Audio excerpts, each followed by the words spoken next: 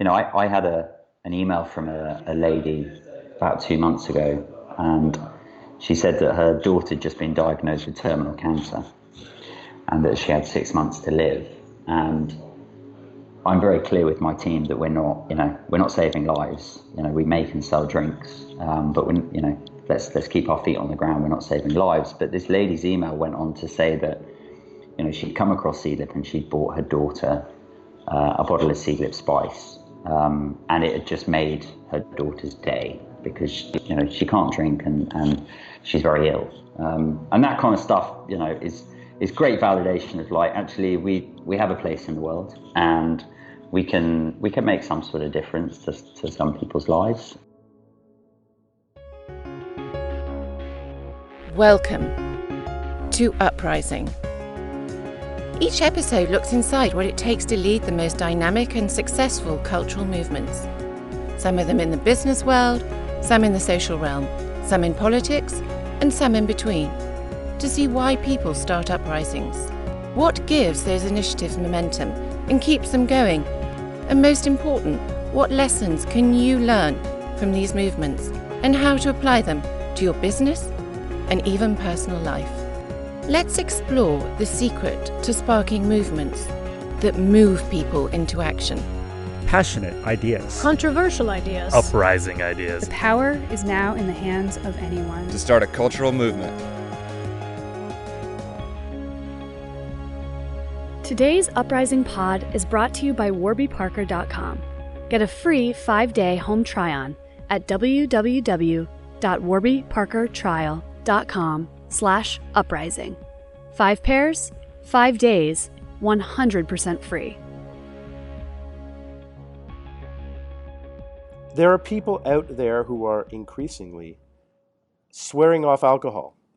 Last year, global beer and spirit consumption dropped for the second year in a row. Actually, maybe more than that, but I just saw the statistics that they're actually 2 years in a row.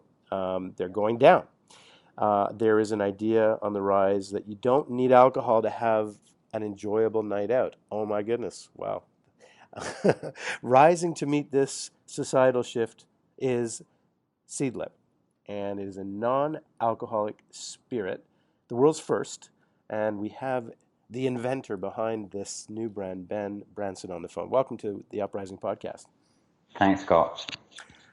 So my first question is, are you actually a fox hunter? Because I saw the trophy on your website. Yeah, sure. I'm not a fox hunter, but I learned how to do taxidermy about 6 or 7 years ago. And as a great lover of both flora and fauna, to me, kind of taxidermy is just such a wonderful art form that really celebrates, the beauty of an animal, almost giving it a second life. So taxidermy, is there anything you've learned that you've been able to apply to your Seedlip experience? I think certainly just the way that, to me anyway, taxidermy really celebrates the form of an animal and its beauty. And you don't get, you can't often get close to lots of birds, lots of animals like foxes. And so actually, I think as we try and really champion nature in all its wonderful forms and guises, we don't forget about animals either. And so, it's just, to me, it's beautiful to be able to really appreciate and see an animal or an ingredient in its kind of natural beauty. So, in this country here in the United States, there are a lot of young people that are just, biting their lip and waiting till the age of 21 when they're in the rite of passage, when they can be welcomed into the drinking culture. And most of us enter it enthusiastically, even though, we're warned of the dangers of this culture for years. Mm-hmm. We're immersed in it. We asked our dates, hey, you want to drink? Or we have drinks to party and let loose and have fun on the weekends. And actually big deals are made over drinks and celebrations and so forth. So you want to end all that. Is that it? Yeah. No, I definitely got no interest in wanting to try and make people drink less alcohol. I think the world, there's so much dynamism within the alcohol space, and I guess our approach is we just think that a drink can be great and adult and delicious regardless of the alcohol content. And so if you're not drinking for whatever reason, we think you should still be able to get a great grown-up drink that we currently don't kind of see as out there, and that shouldn't matter whether it's got alcohol in or not. I mean, you've positioned yourself as the brand which is really introducing, a new type of culture that's, coming up to meet this increasing demand for fun without the alcohol. How are you helping to solve? Movements are all about taking stands. So your stand is Seedlip is solving the dilemma of what to drink when you don't want to drink alcoholic beverage. How are you kind of spreading that word? Well, we're only 18 months old. So to give you a point of context, this time last year I just hired my first 2 employees. There's now 17 of us here in the UK.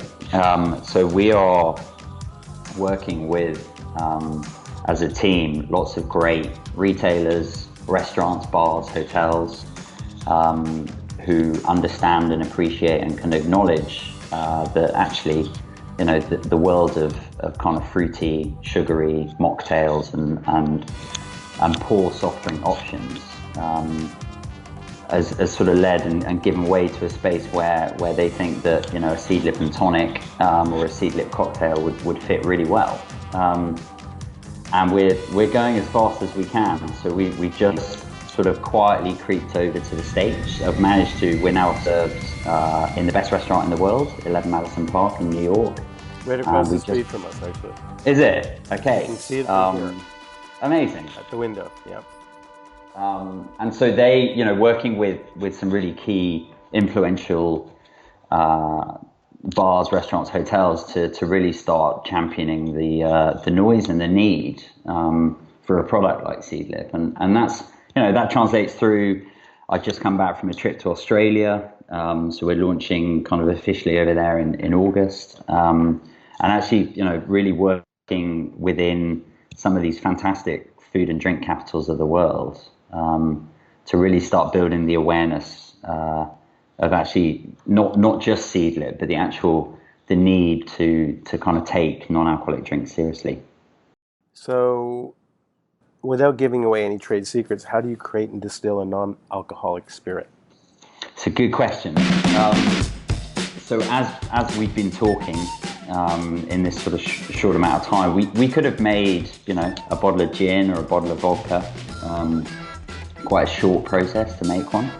It takes us 6 weeks to make a bottle of Seedlip, and we're going through a process of firstly sourcing the right ingredients. So we work with, as we say, ingredients that are grown and not made, so not using artificial flavors, but actually using what nature has to offer. And then we go through a process of working with each ingredient individually. So we want to capture the truest flavor and the truest character of lemon peel, for example, or oak or allspice berries. And that means we have to go through an individual process, which for anyone out there that has some sort of is inclined towards the geekier side of how to make spirits and form processes like distillation. We use the process of maceration first, so that's steeping our ingredients in a specific ratio of neutral grain spirit and water. And when you do that, what does it actually taste like? Does it taste like a gin? No, so we don't. The legal definition of a gin means that it must contain the majority ingredient of juniper berries. We don't use any juniper berries. We've not tried to actually mimic the same flavor profiles. We've actually chosen to go down more of our own unique takes on actually a blend of different ingredients. And some of that's driven by what I can grow on my farm. So my family have been farming for 320 years in the north of England, and we're very proud of that. And I kind of want to keep us working with the land and to keep us farming. And so we chose to use English peas, garden peas, that go into one of our products, Seedlip Garden. And so we've taken a unique kind of process for each ingredient, and through this maceration process, then we use distillation, so copper pot stills, the way you'd make most alcoholic spirits. And then we use the process of distillation really to concentrate the flavor and really bring through that character of the ingredient, and also we use that to remove the alcohol as well. So do you are you actually married, or do you have a partner? I have a girlfriend, a poor, long-suffering girlfriend. Okay. No, because the people here at Strawberry Frog, everybody was like, "Oh my God, he has a farm and he's got a beard and he's like he has his own drinks line. I guess he's single." So, so you may get some propositions, but that whole idea of moving back to the farm and celebrating the agrarian lifestyle is very appealing from at least a New York perspective. So Yeah, girlfriend beware. My dad lives in New York, Okay. and I love New York. I love London too. But I need to be in the countryside. That's certainly where I feel like I belong. So what do you see out your window right now? I mean, I see 11 Madison, but what do you see? So I'm actually sat in our studio in London. So I'm very fortunate to have a team of people who decided to join this crazy band. I live the furthest away out in the countryside from the studio. So I can see right now. I'm in our meeting room. I can see a taxidermy badger, which actually the team gave to me as a birthday present. I can see two vintage sort of 1930s soda siphons that we have on display, and I can see the sun shining through the window, which is lovely, and right in the middle of central London. And behind me I have the first little copper pot still that I started on in my kitchen 3 years ago. What is it like? So 3 years ago you said you had people join your merry band. How difficult is it today to start a company that makes drinks? Like, is it, do you have to build a factory? Do you have to hire hundreds of people? Like, what's the process? My single advantage has definitely been my naivety. And I mean that in terms of not really understanding what it takes and what it took to even start a business, or to actually bring a product to launch and to get a product from literally from the ground to a shelf. And that's been so being naive to all of this and not really knowing what I'm doing has certainly stood me in good stead. And I think if you were to read the facts and the evidence about food and drink businesses that fail within their first year, something like 9 out of 10 fail. And if you were trying to explain to somebody that it was going to be a process of about 2 years from having an idea to seeing your product on a shelf, you were going to have no idea whether it was going to work, what people were going to think, and it was going to cost you your savings. I think most people would think you're pretty crazy doing it. And so there's a certain amount of delusion and naivety, certainly, in what I've been doing, to kind of, I just guess, believe that there may be something in this. But I started, quite conservatively hand bottling and hand labeling bottles. I had no idea what was going to happen. And wanted to sort of quietly put Seedlip out there and just gauge what was going on. I chose to do it as a one-man band, and not have employees and not have big production and all the rest of it. And yeah, I was pretty surprised when those 1,000 bottles sold out in 3 weeks and the next 1,000 sold out in 3 days. And suddenly, I had to take my mobile phone number off the website because I'd stupidly put that on there. That's funny. Do you remember your first order? What happened? Yeah, I can. Funnily enough, we were very lucky to launch in a fantastic retailer here in London. It's a bit like a Dean and DeLuca here, called Selfridges. They are extremely supportive of working with startups and with kind of new products. And I remember I'd finished labeling the bottles and I'd packed them up and I put them in the back of my car and I drove them down down to London and down to the main kind of head store in literally, slap bang, straight in the middle of London. Delivered them, handed them over, went home and basically told my girlfriend I wanted to pack it all in. I was like, I am done. This is, I don't want to do this anymore.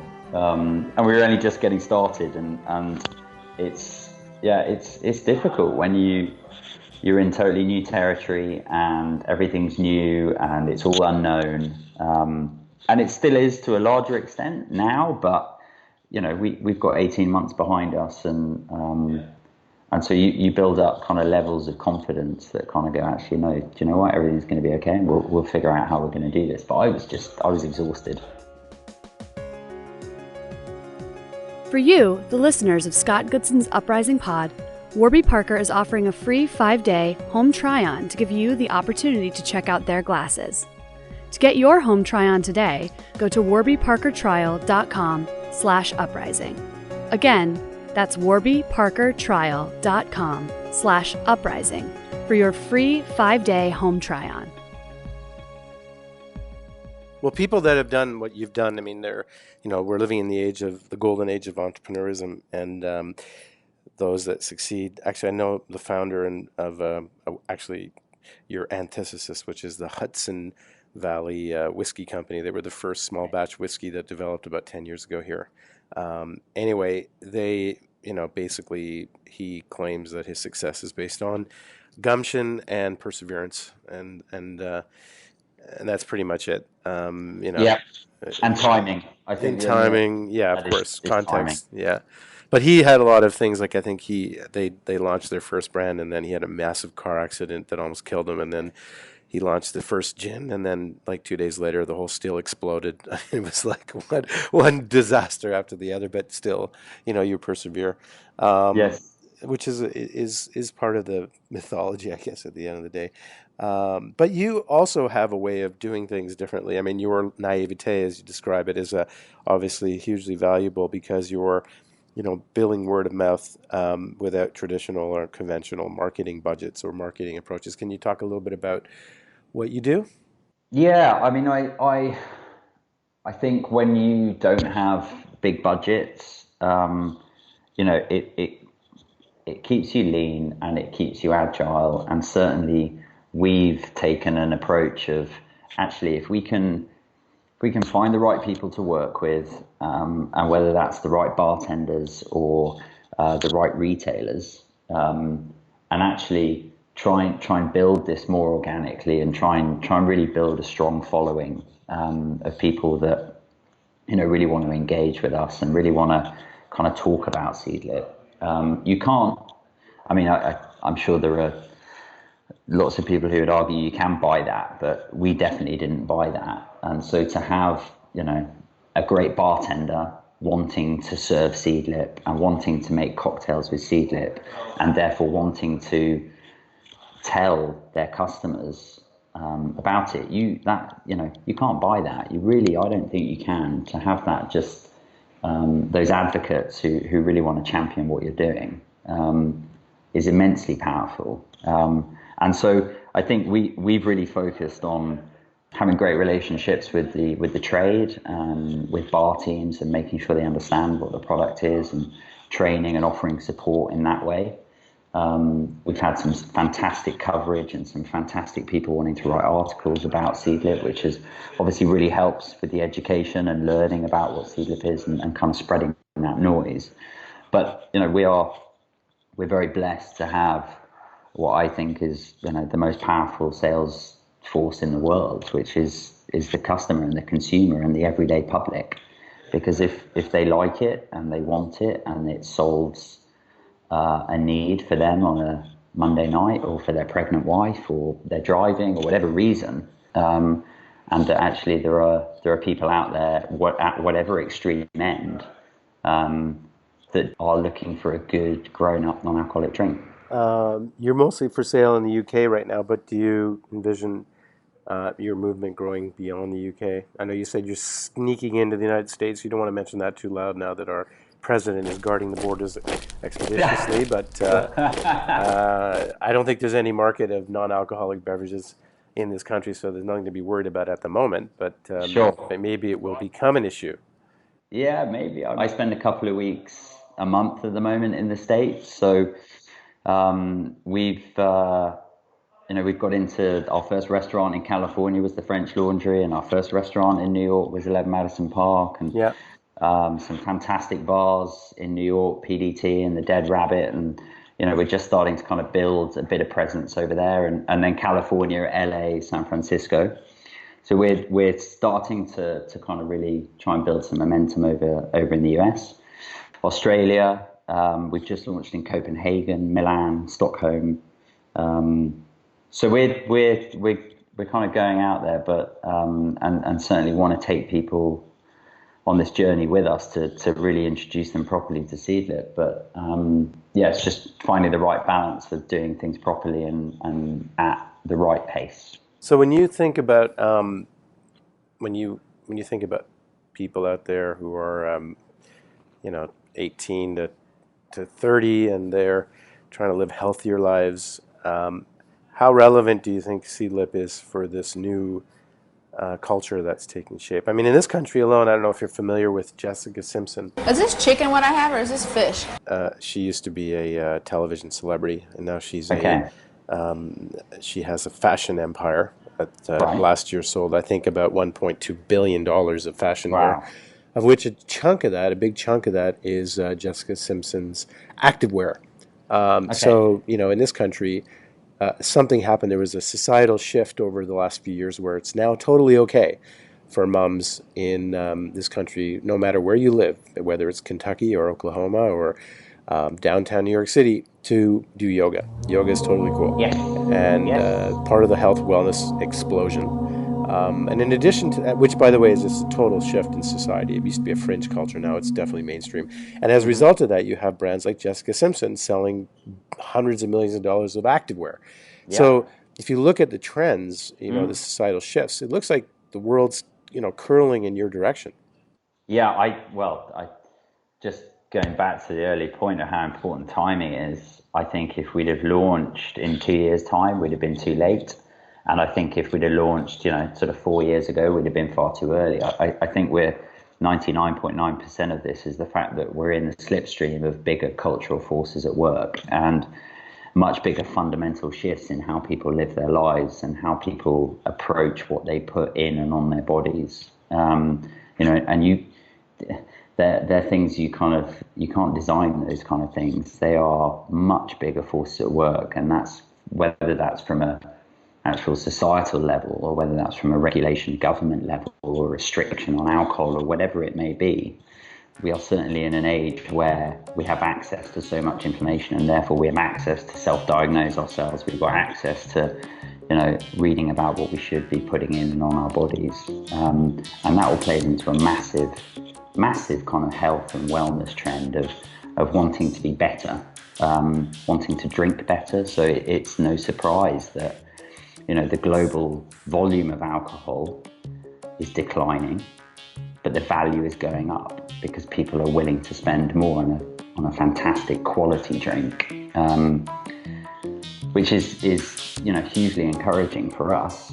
I think the 18 to 24 is probably not our sweet spot at the moment. As you say, people are, young people are still ready to get to 21, or they're ready to go to university and, still have a blast and have a great time. But I think, there are consumers just a few years behind. We certainly see that the 26 to 35 is a really great sweet spot for us.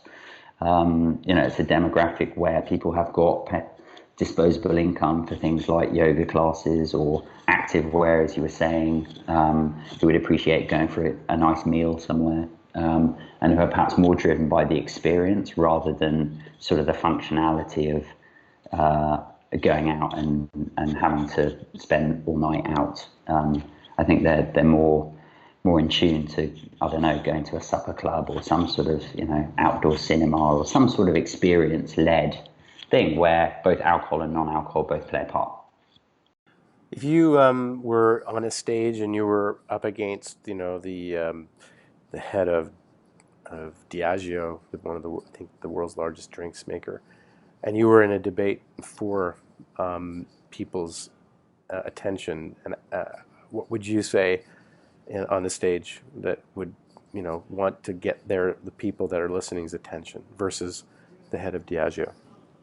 So we announced last June that Diageo took a minority stake in my business. Oh, then so forget about Diageo. So I would like to think that we could share this happily, and that actually for the world's, one of the world's biggest alcohol companies, the fact that they are believing and supporting in what we're doing is a real sign of the times and a real sign, hopefully, of what's to come. But I'm always fascinated by people's first reactions when they hear about what Seedlip is. And, we know within about 3 seconds, usually, how it lands and how it sits and whether it makes sense to someone or whether they just go, a non-alcoholic, what? I don't even know how you can make that. How does that even work? We hopefully stand on our own 2 feet in terms of this is something, new and different and something that no one's ever seen before. But yeah, Diageo have probably got a bit more muscle than us. Bad comparison, I had no idea, but... No, it's public knowledge. And we want to build a global premium brand. And in this day and age, that's not easy. And therefore having the right people to help guide us on that journey is something that was really important to me. Fascinating. Well, it's been a fascinating discussion. I've really much enjoyed the chance to catch up. I look forward to tasting your drinks. Your website is absolutely gorgeous. Beautiful Thank you very design. much. And just looking at the images of the bottles and makes me incredibly thirsty to try whatever the concoctions that you're doing up on your 300-year-old farm.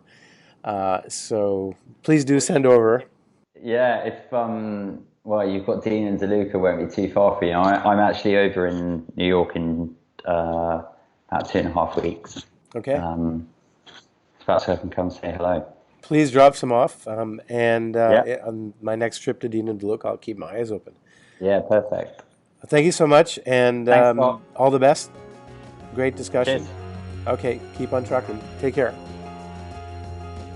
Thank you for joining the Uprising Pod today. If you want to find out more about who was on, or if you want to learn more about how to create your own movement, please go to scottgoodsonsuprising.com. You can also download this Uprising program from iTunes and where other leading podcasts are curated. The Uprising Pod is produced by Nicola Keneally with special help from Melanie Boardman, Karin Drachenberg, Philippa Freeman, Brianna Campbell, Farshad Faroudi, Mark Bruzy, Mark Issam, James Politi, and Jonathan Weeks. My name is Scott Goodson, and you've been listening to the Uprising Pod, where we can learn about movements and uprisings that are shaping our world, in business, in society, and in between. For more on cultural movements and movement marketing, be sure to pick up a copy of the best-selling book Uprising, How to Build a Brand and Change the World by Sparking Cultural Movements, available on Amazon.com. The music for the Uprising Pod was created by Charles Duchateau.